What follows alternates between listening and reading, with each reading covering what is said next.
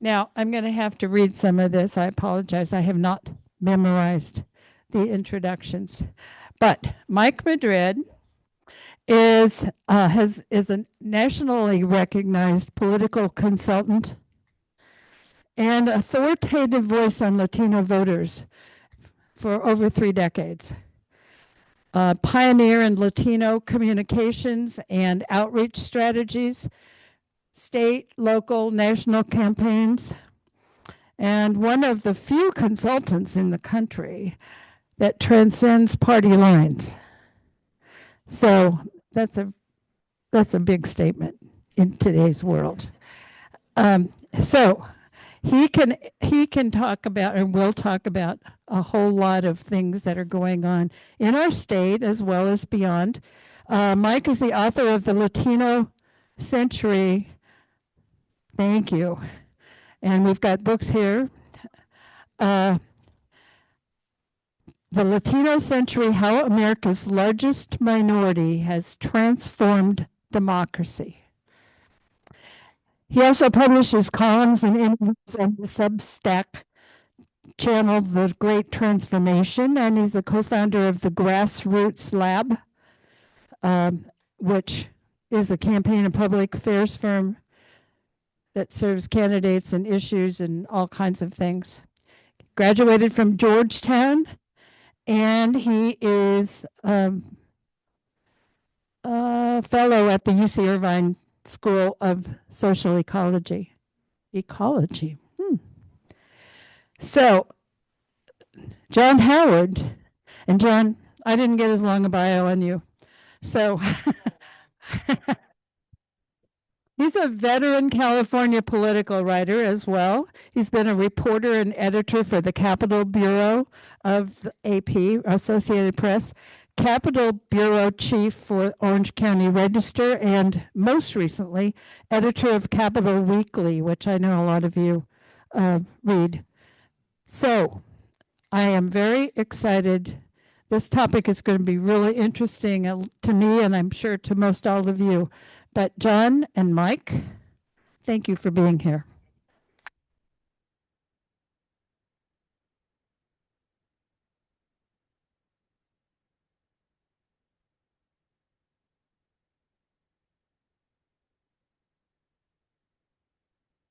Still don't know how to work this one. It's on. Oh, push up. Sorry. You're on. Oh, Just I'm hold on. it. Oh. Just hold it close. So. Okay. Can anybody hear me at all? Oh, thank you very much. We're happy to be here. I feel like this is part two of this conversation because Mike and I both got lost on campus, wound up getting coffee, and I told him what I wanted to talk about. So, and the most important thing for me as a political reporter is trying to understand, as it relates to Latino politics, why so many Latino voters have consistently over time since 2016 gone to support Donald Trump. 2016, according to Pew Research, about 28% of Latino voters. 2020, about 33%, I think, or 36% in that neighborhood. And in 2024, almost half, 48%. And it's difficult for me to understand, given the administration's positions on immigration and all these other issues surrounding that. So, Mike, that was my first question. What's happening here? In 25 words or less, what's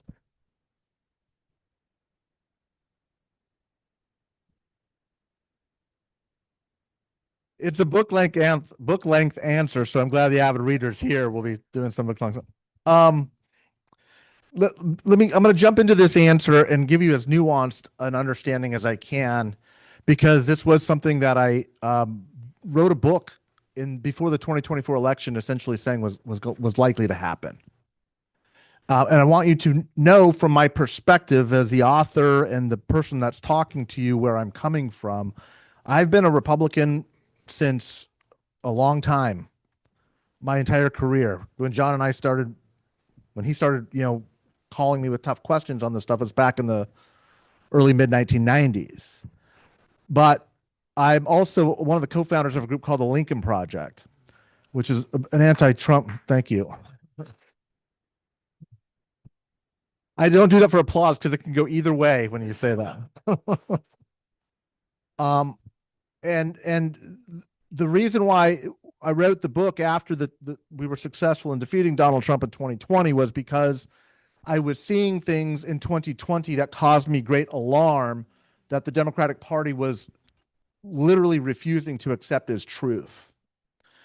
And I had burned down all of my relationships in my previous party, which I was very happy to do. But I was realizing the other party had no interest in the party of math and science was not mathing and sciencing very well. It was absolutely as committed to its worldview and understanding and denying obvious basic things. So the only thing I could do at that point was to write a book. And Simon & Schuster was crazy enough to say, let's let this strange guy write this book and we'll have him launch it right before both conventions. And again, I make it very explicit in the book. This is not a prediction. It's a warning. If these adjustments are not made, Donald Trump will be reelected with the highest vote share of Latinos in recorded history. And that ultimately is what transpired. So the why genuinely is in the book, but I'm gonna walk through it now.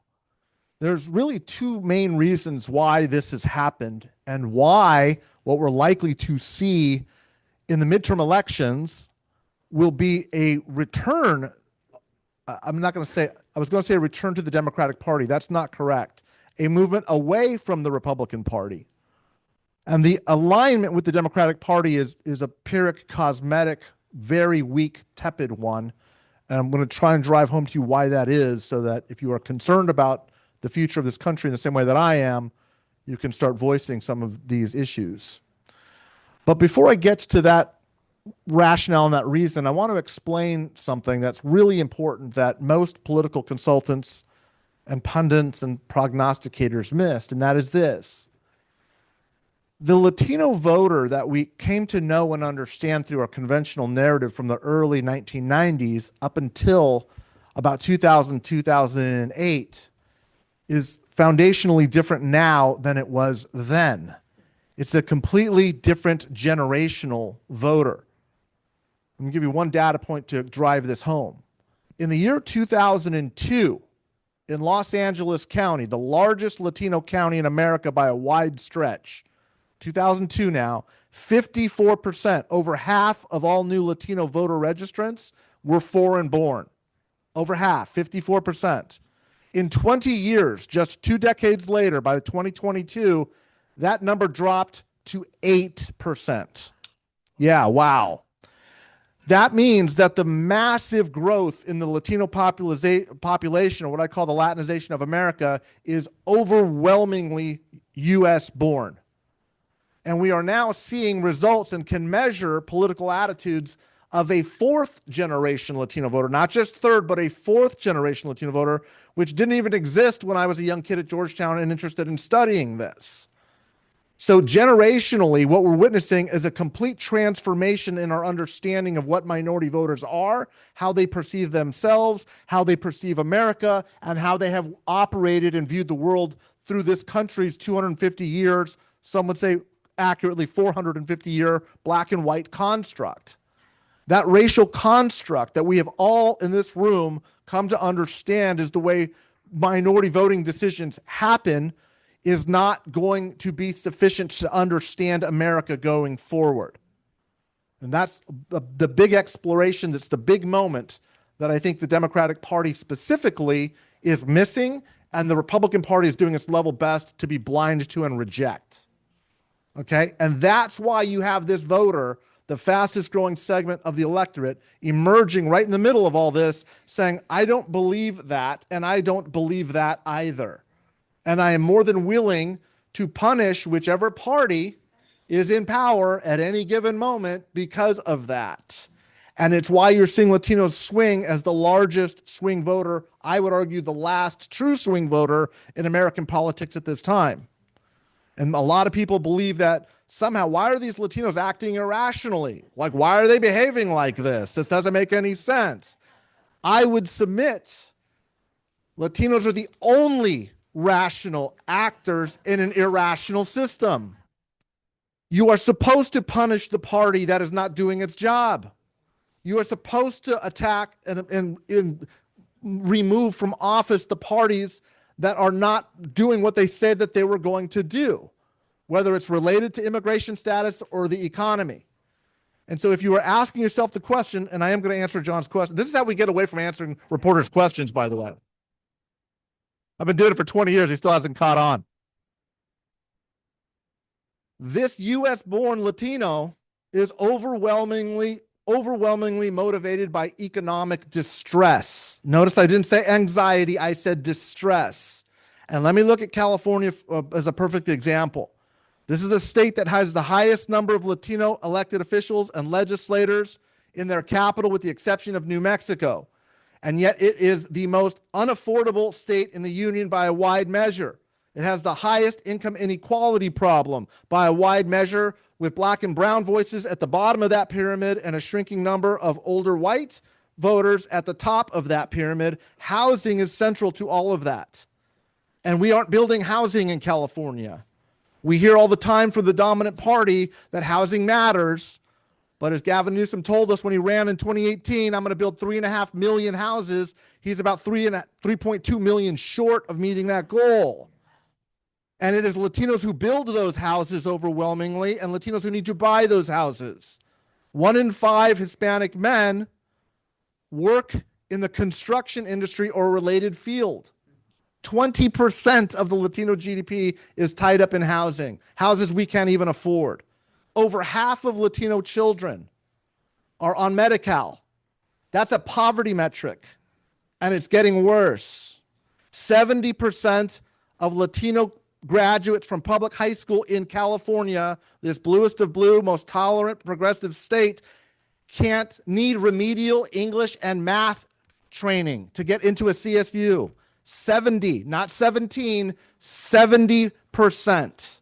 We are not teaching our kids to read and write. And remember, these are not foreign-born Spanish speakers. They're predominantly US-born English speakers. We are failing a generation. And this is not a partisan argument. This is a systemic argument. And at some point, Latino voters said, enough. Enough. I am so desperate and I am so being ignored. I'll vote for that guy.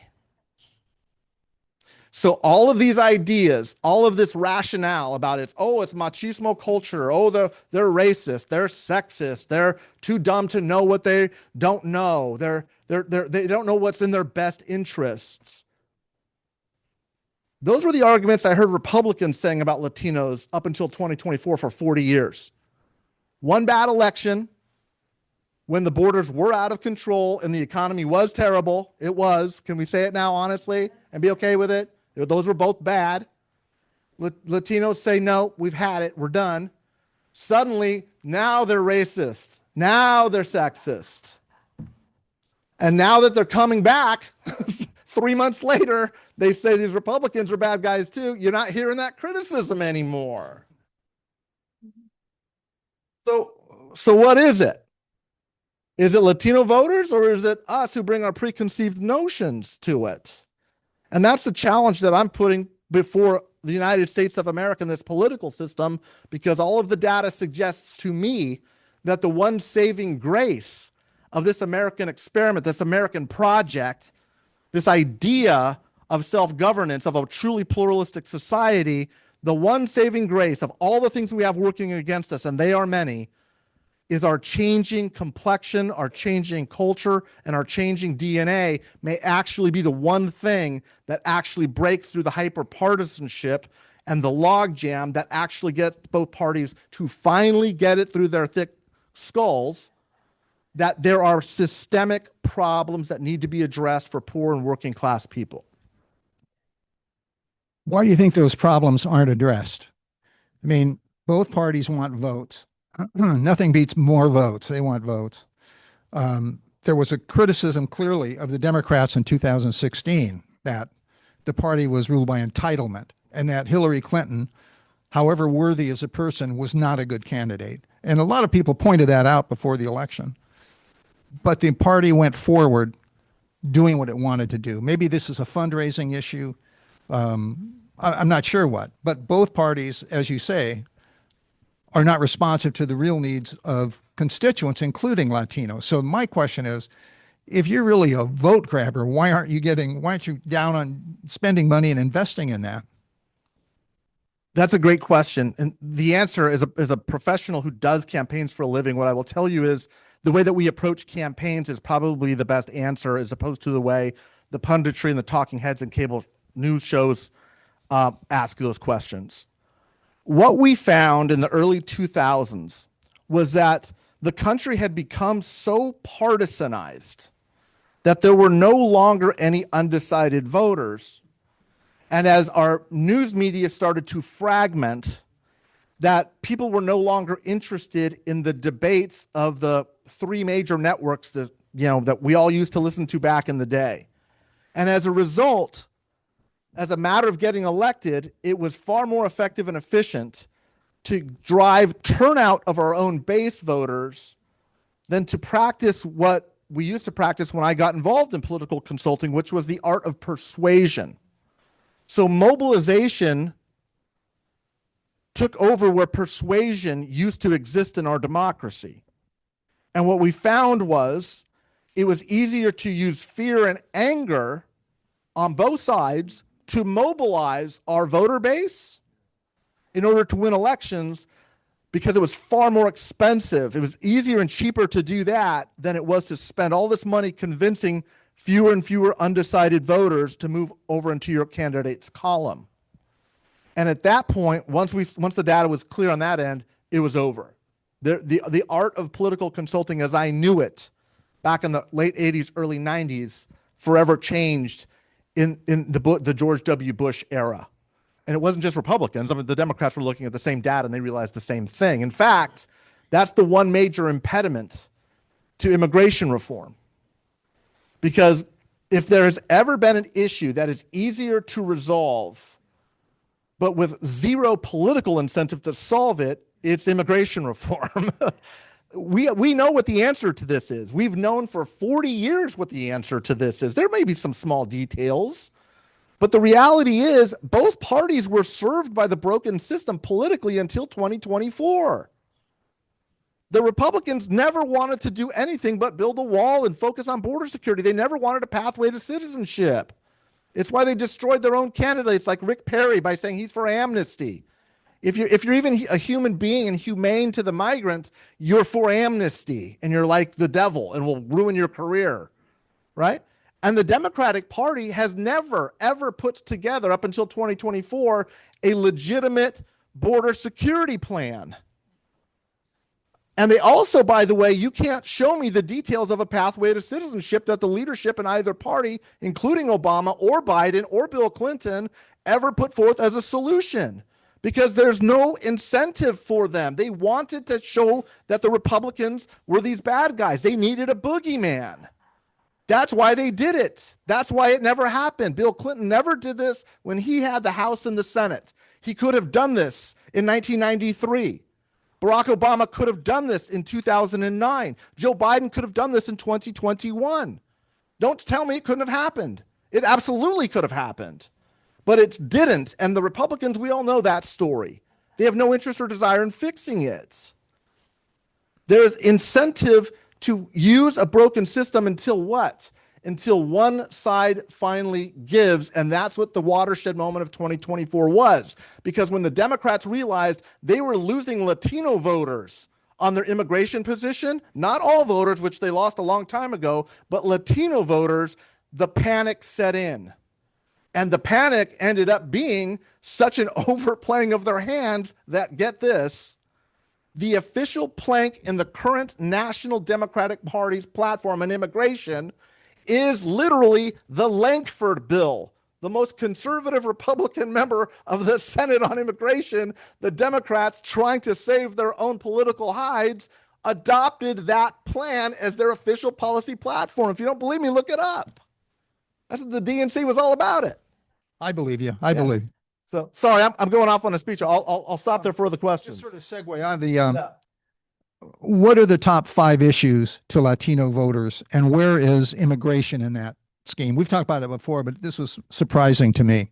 It bounces around a little bit, but there's never been a credible poll in the last 40 years of me looking at Latino data, and no one in this country has looked at it more than I have, that doesn't have the economy as number one.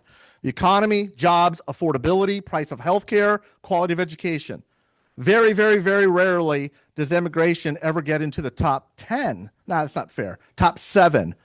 Almost never the top 5. And where it does get into the top 5, you do have a good third of Latino voters that want stronger border security, including the recently migrated. And we can talk about that question, and we will. And I know there's a lot of interest in that. We can and we should, but I really want to put this into perspective. When we get into that, the reason you want to know that is because you can't conceive that a non-white voter would vote on something like that for something that affects, quote unquote, their community. And what I would push back and say is, I can't conceive any human being voting for that because of the human community, first and foremost. That's where the issue falls along that racial or ethnic line.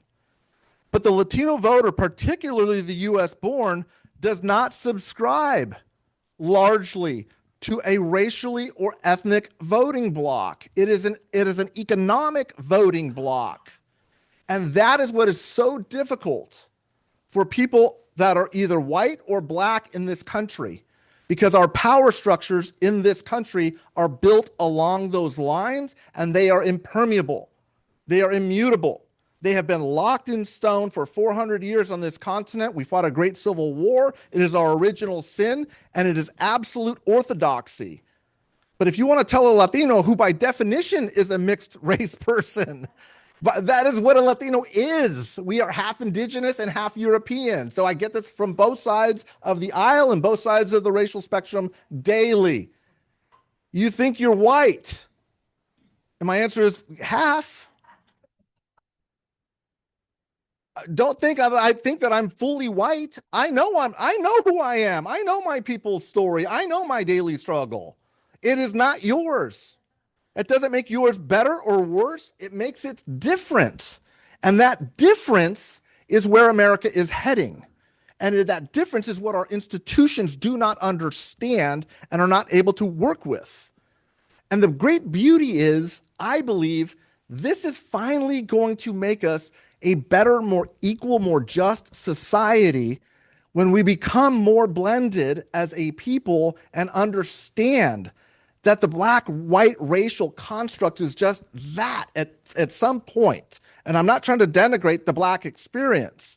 In fact, I don't think we do the black experience enough. And the terminology that a lot of Latinos pushed along with their black allies to say people of color. Brothers and sisters, Latinos aren't monolithic. Now you're trying to make a people of color group that is somehow monolithic? That doesn't make any sense.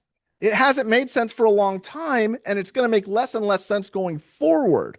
So we have to develop a new language of getting towards a more just society that addresses the systemic problems that are keeping non-white people in a place that it makes it extremely difficult to find economic mobility, equals avenues for justice, and a full seat at the table of the American dream.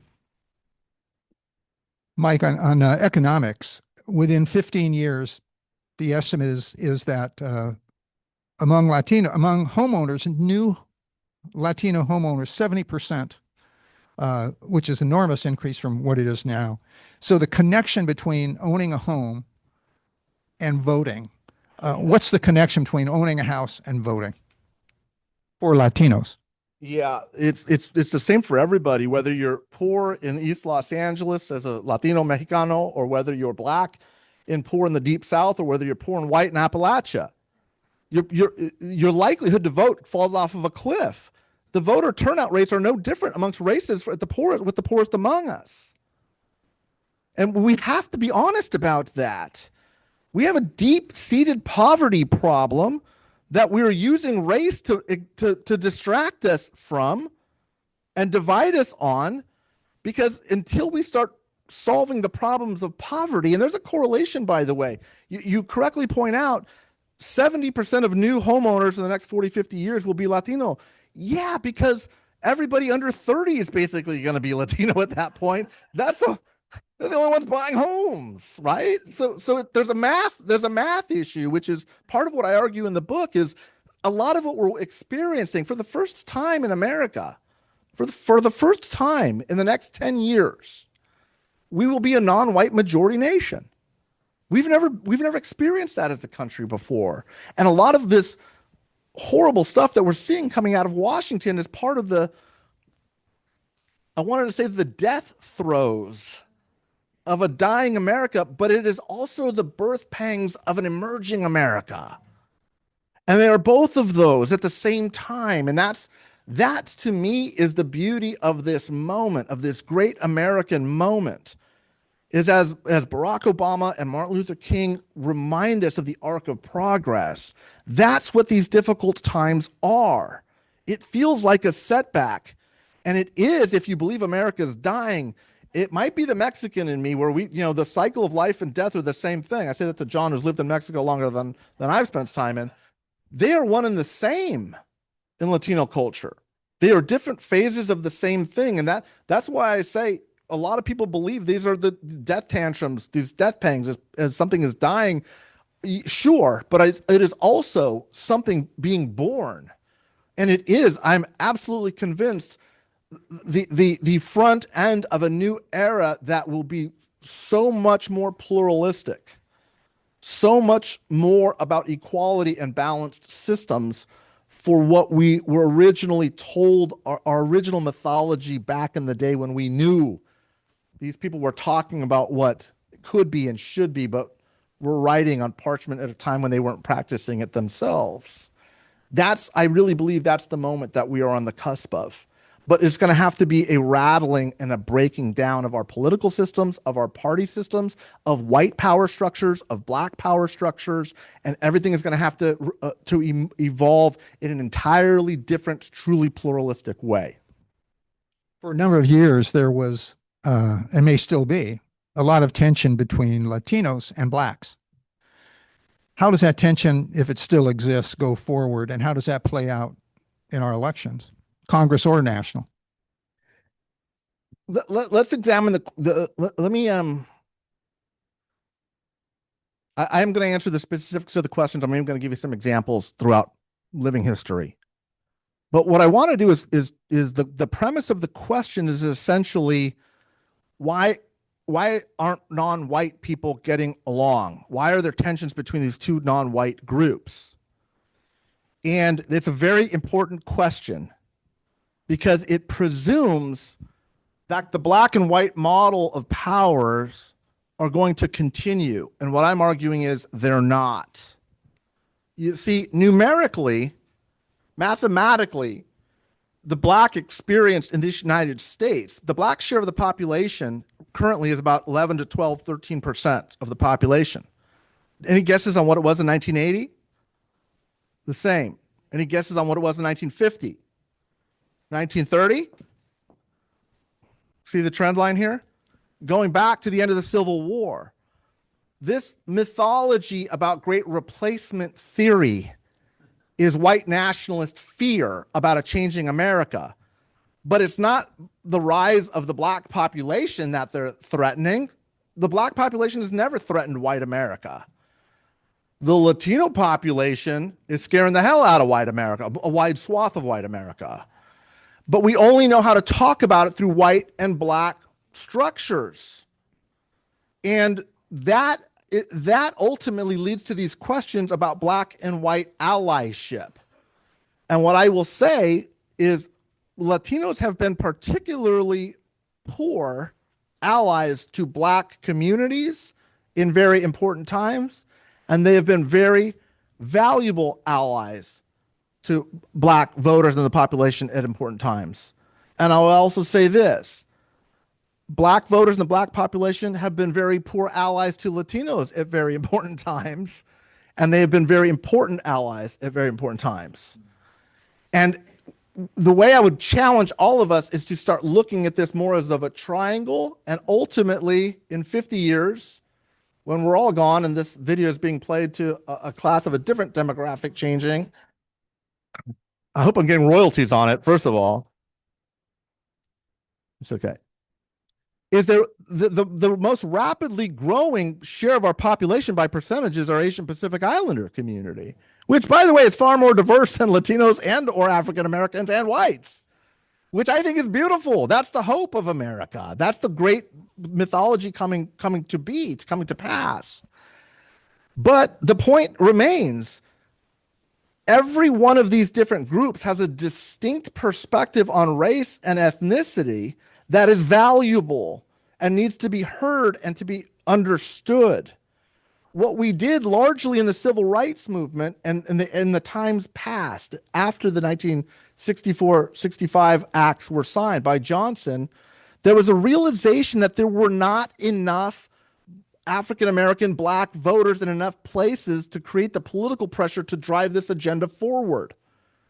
And so this nebulous term people of color arises, which made sense when Latinos were a small marginal group of people, largely in the urban core, that could work hand in glove with Black power structures. Most of those areas are now larger than Black power structures. And so you do see the tension of political power. We saw it really in the 90s and even up until current times, where people will ask the question, as they do in this town, and I don't mean this Sacramento, but under the Capitol Dome, Sacramento, is that a Black seat or a brown seat? That creates an incredible incentive structure to divide that is self-imposed by Black and brown communities, which tend to be the poorest communities. And race invariably seeps into that, because you can't allow something as important as a discussion of race to be handled by politicians. Because the politicians need a base. They need division. By definition, they need that across the spectrum. Hey, speaking of a base, Yeah. His approval figures have gone down, according to polls Yeah. that I've seen, 5 or 6 in the last few months. But his base remains solid at about 40%. That's what I'm reading in these polls. That's what they're saying. So how does your approval go down? People don't like you, and yet the people who vote for you don't change their minds. They basically it's solid-ish. I mean, you can't get his actual approval ratings. The average of averages really sits at about between 36 and 38, which is as bad as it was at the depths of COVID. But I will tell you mathematically how you get there. One of two things has to happen. Either you are losing independent voters by a historical number, which he is. We're talking about Donald Trump, by the way, if you haven't figured that part out. Yeah. That's just for, our slower learners and and you also, but even as bad as they are with independents, and they're historically bad, you have to be losing an increasing share of what I call that core MAGA base, not just the country club Republicans who try to ignore all this horrible stuff that he's doing. They're not liking what they're seeing at all, but this is actual MAGA red hat wearing people are saying, and I'm not saying it's huge, but I'm saying it's measurable and consequential, 2, 3, 4%. If Donald Trump goes into the midterms at a 36% approval rating, you are going to see the Senate move towards the Democrats, let alone the House. But you will see both houses move in that direction. When I'm looking at the data every day now, Texas has an election in 10 days or so. The early vote returns are dramatically larger for Democrats than for Republicans in Texas. Okay. And when I look at like Passaic, New Jersey, when I look at the governor's race, Passaic County, New Jersey, which is the most Latino county in New Jersey, which is largely Dominican. If I look at Manassas County, Virginia, in their gubernatorial they just had, which is largely Central American. If I look at New York City's race with Mamdani, which is largely Puerto Rican. If I look at the Miami mayor's race, which happened a month and a half ago, which is largely Cuban. And then I look at Prop 50 results, which is largely Mexican American, or even the special district election in Texas last Saturday night, which is Mexican American. For the first time in my almost 40 years of watching this, I'm going to make a declarative sentence for what's happening in 25 and 26. The Latino vote is monolithic. It's monolithically anti-Trump at the moment. It's hard to read it. And I've never seen Cuban Americans voting the same way as New York City Puerto Ricans as the same way. I've never seen that. I've never seen that. But I've seen it in the past 90 days. But notice I'm not saying they're voting monolithically for something or aspirationally for something. The Democrats are going to do very well in November despite themselves. Not because of what they're saying, despite everything, that guy's so bad. And that's the danger sign. That's the warning that I wrote about in the book. Because this was the same thing we saw in 2018, that big blue wave year where the Democrats pick up 40 seats and Nancy Pelosi gets the speaker gavel and the Democrats say, see, it was all about immigration. They all came back. Historically high turnout in the 2018 midterm elections amongst Latinos, historically anti-Republican vote break. And the next three elections, historically rightward shifts. You seeing it now? Has nothing to do with what the parties are doing right. It has everything to do with what the parties are doing wrong. And until that's reconciled, the title of my book is how Latinos are transforming democracy. It's because at some point the math gets so significant that either one party finally figures it out and becomes the next dominant party of this next generation, or Latino starts to define their own agenda and recenter the political axis back on a working class agenda, not a centrist agenda, but on a populist, centrist, pro-working class agenda that will make a lot of traditional Democrats happy on some issues and a lot of traditional Republicans happy on other issues, completely redefining the way both parties have become racially and partisanly siloed intractably in this country at this moment in time. Are Latino voters still voting less than their weight in lower numbers? We see black voters. Yeah. African-American voters are, might be 5 or 6% or 7% of the California population. And in voting, that's who votes. They vote. Yeah. Latino voters, that's definitely not true. Yes. So is the issue then, how do they increase their own, how do they get to the polls? This is a great question. For 30 years, I have been saying, I've listened to California, the kind of the chattering class in California. Maybe if we just increase the way people, the manners with people can vote. Let's produce ballots in every language. Let's allow people to vote 30 days out. Let's allow them to vote by mail. Let's pay for the postage to return. Let's allow them to vote by carrier pigeon and smoke signal. And you can send in a St. Bernard with their ballots. And every year, voter turnout declines. Maybe the problem isn't the process. Maybe the problem is voters aren't seeing the results, and get this, and if this hurts your feelings, maybe you need to breathe it in a little bit. Maybe there really literally is no reason to vote.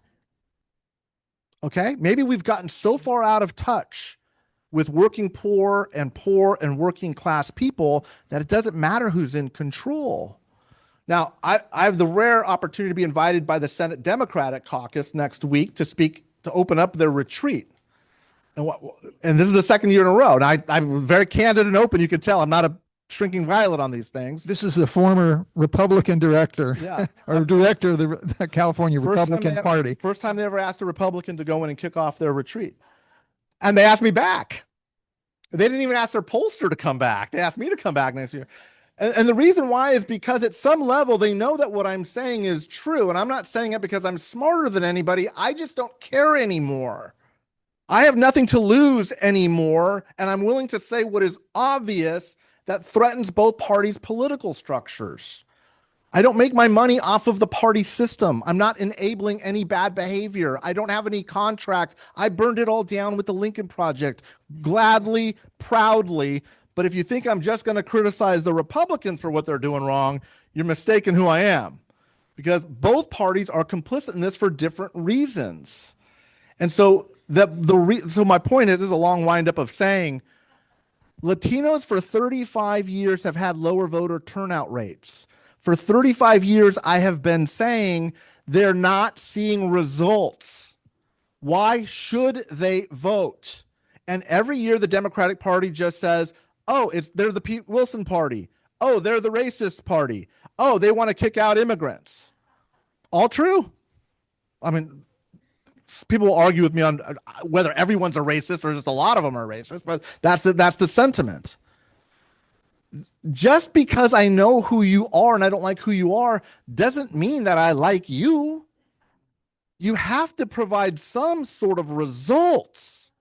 And this post 187 generation, as I call them, which is my generation, all of these Latinos who got elected, good friends of mine, Alex Padilla is a dear friend of mine. We met in our 20s. Antonio Villaraigosa, one of the most progressive speakers of his time back when he was elected in the mid-1990s, one of my bitter enemies. I write a whole chapter on him. I go from being one of his most bitter enemies to running his campaign for governor in 2018. Okay?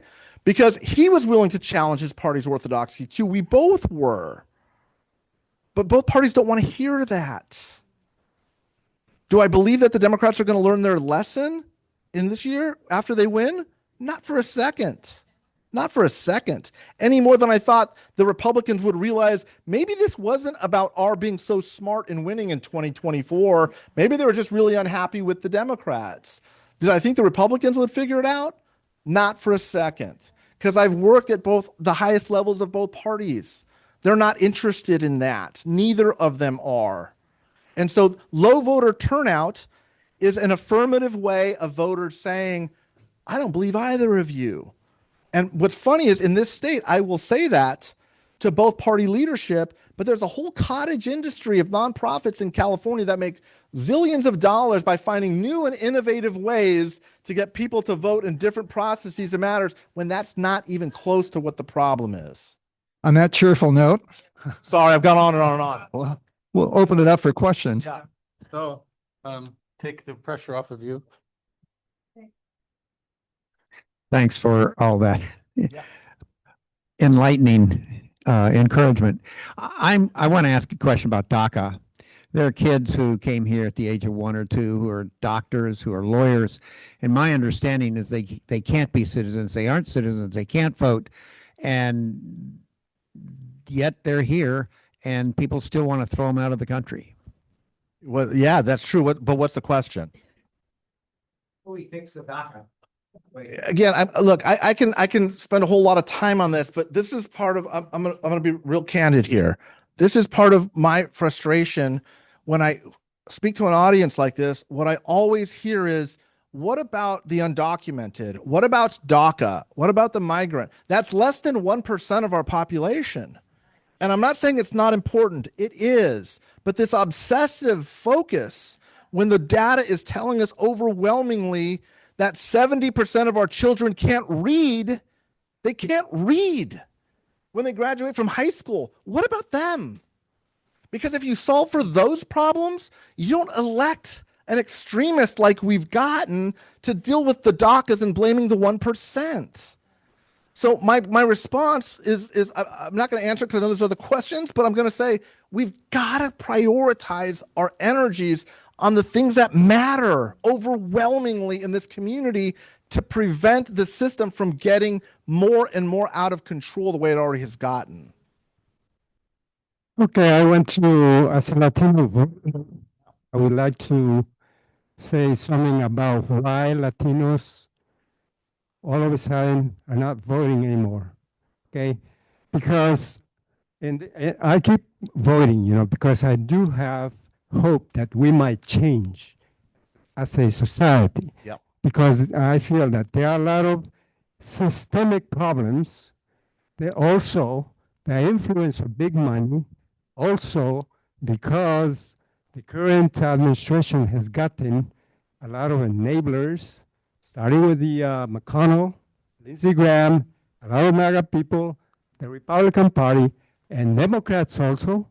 I would say, that those are really big problems with do not offer, a path to the future, so that people can really go and vote, because a lot of people don't vote anymore is because they say, why should I vote when in past elections the vote, at least the general population who voted, got cheated by the Electoral College? Who got the presidency at that time?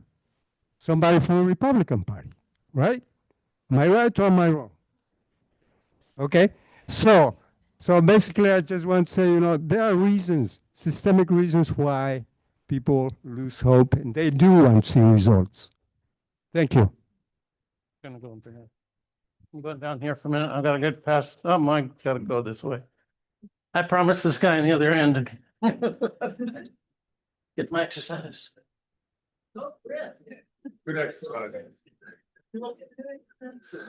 I've got two questions. The party, elected party, is it just a lack of leadership, or is it just a lack of energy? Enough caring to make changes. The second question is, what is the impact of the church? A great question. So let me answer the first, and I write a whole chapter on what I call the Catholic question, which is kind of this characterization of the community. And I spent many years studying it, so I'll answer that second. The first is, you're talking about kind of the frustrations with the current party. Is that what you're saying?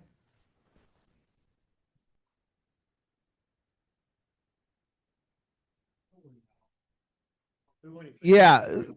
What I'm saying is that the parties, and it's just, and by the way, it's not just the two parties, it's all of our institutions, including higher education and the media and government and the church community and the military, are all not equipped for this demographic change that's happening, primarily because we've never gone through it before, but also because everybody who's running these institutions has a pre-internet understanding of the world and our political systems and our markets.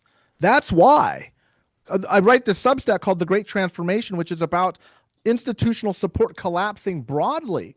There's no institution that is becoming more popular. None. All of them are falling apart. All of them are losing trust and confidence.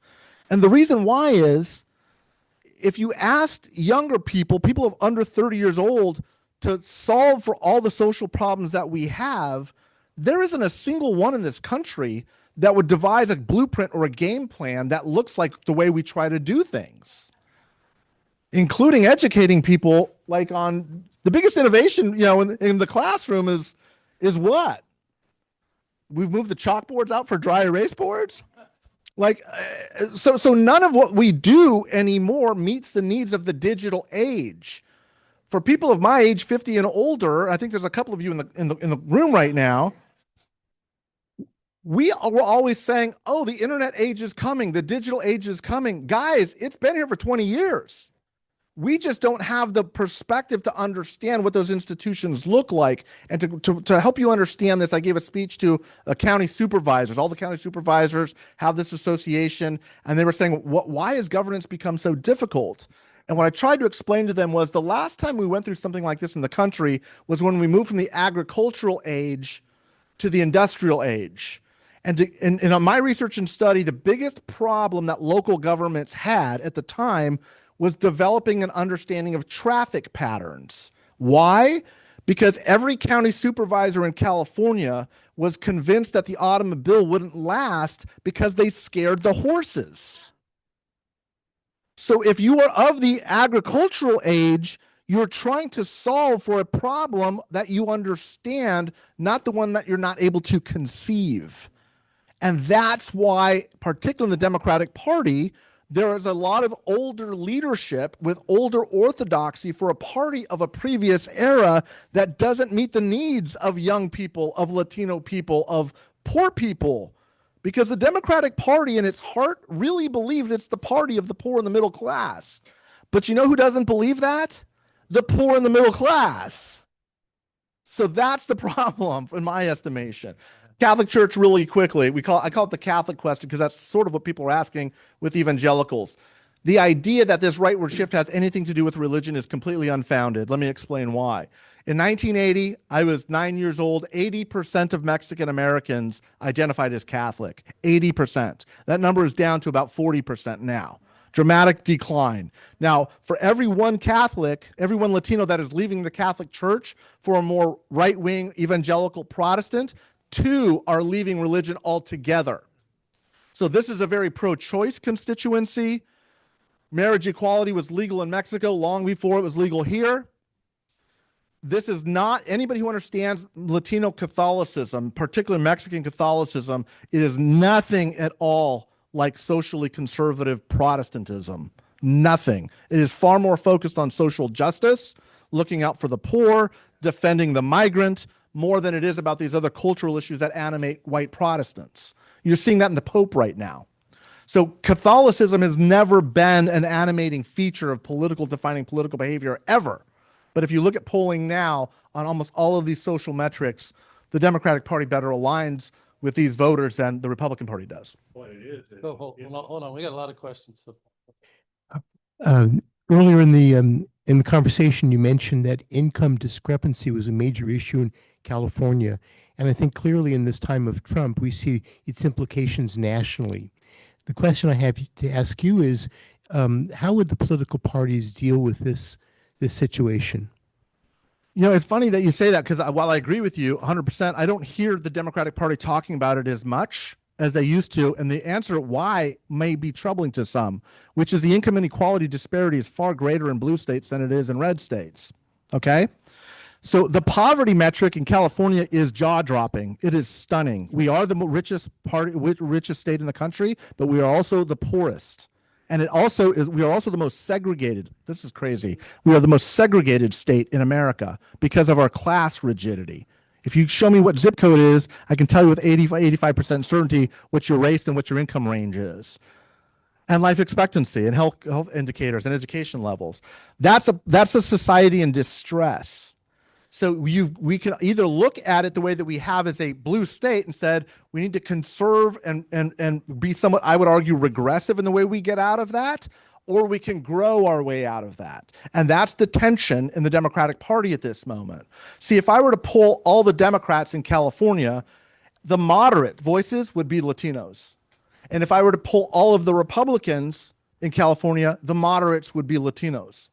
Because we're not animated by these cultural battles that non-white people are largely, or that white people, because black voters are much more moderate too than the extremes on both sides. There's a class problem that we are not addressing. We tend to try to regress and talk about them either in our partisan ways, like I was saying. I can tell you what the 10 solutions are that the Democratic Party talks about to solve poverty. And I can also show you in a state like California, it hasn't worked. You can blame Trump. The Democratic Party, I'm sorry, I'm getting off on a tangent here. I still hear, you probably do too, Ronald Reagan is to blame for the homelessness problem because he shut down the mental institution. Ronald Reagan was governor in the 60s.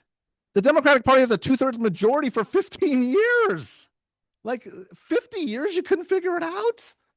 And the answer to that is, yeah, they couldn't figure it out. They're not trying to. So there's a lot of easily resolved problems in California. The bad news is they're all man-made, but the good news is they're all man-made because we can solve them. We created a wide swath of these problems with bad policy. That's just quantifiable. And you can't blame Republicans for that in California. You just can't. You try, you go back to Reagan when he was governor, or Prop 13 and all these things. Guys, this is not that difficult. What is difficult is the politics. The special interests won't allow even discussions on important things in the Democratic caucus. I love all your answers, but I think we only have time for one quick one left, and it's. Well, John, answer it then. I gave him the mic. Is it okay, Dan, if I can let him go? Let's stay in the same vein real quick on income disparity. Yeah. What's frustrating for me is that we've seen it getting worse and worse for decades and decades, Yeah. and we don't seem to be doing anything about it. Correct. You know, one of the greatest spokesmen is Bernie Sanders. You know, he's been talking about oligarchies and income disparity for 40 years, Yeah. but arguably he can't pass a bill. So we have, on the other hand, we have Kamala, who ran on $25,000 first home buyer credit, child credit, income tax rate for corporate, up to what was it, 28%, and she gets shot down. So what do we do about it? It's not that she's shot down, it's that they don't do it. Let me say it again. I'll try to answer this very, very quickly. Gavin Newsom promised 3.5 million housing units. That's the answer. It's not down payment assistance. It's not. We're going to pass these housing bonds again, pretending like that's going to solve the problem. The problem is supply. It's the problem. We need more houses. The Democrats will say it. Gavin Newsom says it. He never lifted a finger to do anything about it. And the Democratic Party average voter wants to be lied to as much as the average Republican voter because they believe it. Gavin Newsom told you he wanted single payer when he ran. What did he do about it? He didn't do a thing about it. He knows he can lie to you the same way Trump can lie to his voters. And people just keep eating it up. On that bright note.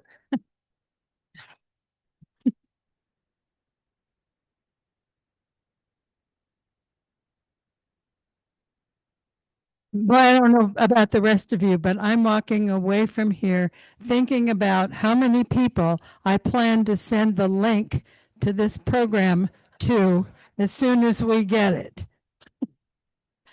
Okay. Books are right here. And what else did you tell me? Oh, yes, because I know that several people have had their hands up for a long time. Apologize for that. So I always need these little prompts. No, thank you for being here. And both of you are going to get a year's membership in the Renaissance Society. So really, I hope you come.